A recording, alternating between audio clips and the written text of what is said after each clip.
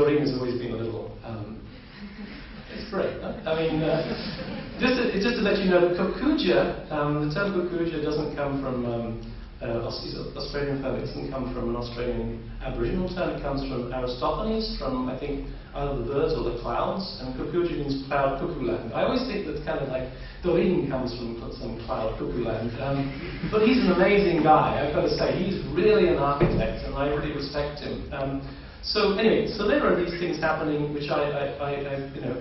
And it's kind of like it's happening through experimentation in certain sort of level, but it's beginning to sort of move into new worlds. So I just wait for the planets in London to really begin to realize that what Doreen was saying was super interesting. And so, but yeah, it is a kind of a body of movement, a shift, a swarm itself. So it is identifiable as this.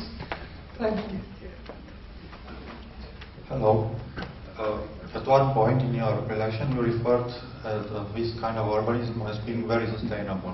Could you describe more accurate or different the meaning in which sense is sustainable? Just because it replicates forms and processes existing in nature does it make it sustainable? No, it's not about forms. And then there are a number of studies that there's biomimetics, which is understanding the processes in nature. So, for example, Velcro was developed through people understanding and noticing how little bushes will stick to your clothes when you walk through the countryside. Or indeed there's like swimsuits, like they've learned from shark skins, I don't know who it is, but Speedo maybe. And so this is about, and it's not about the forms, replicating the form, but replicating the processes in nature. So it's about, it's not about forms. Now, it doesn't necessarily make it sustainable in itself. I think what it's trying to suggest is, and of course, in some ways it can do. The project in Shenzhen was an attempt to understand, to actually camouflage the logic of the buildings within the environment itself, and to operate in a way where it was understanding the systems in nature itself. We called it mangrove urbanism because there's mangroves in that area. And mangroves are very adaptable plants that self-shade, they can move, they can adapt, they can shift. Cities don't necessarily quite adapt and shift in as dynamic a fashion as we would like.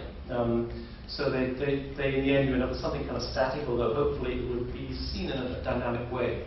But I guess, I mean, even though maybe we fall short of how certain systems in nature operate, it still becomes an objective, something we should aim towards. So I would like to see the city itself as understood, at least, as a dynamic system that is continually mutating, continually in change, and we have to try and find ways of operating that facilitate that change. So the principle ultimately is about abandoning the kind of static rules of the past and understanding the world in terms of dynamic systems.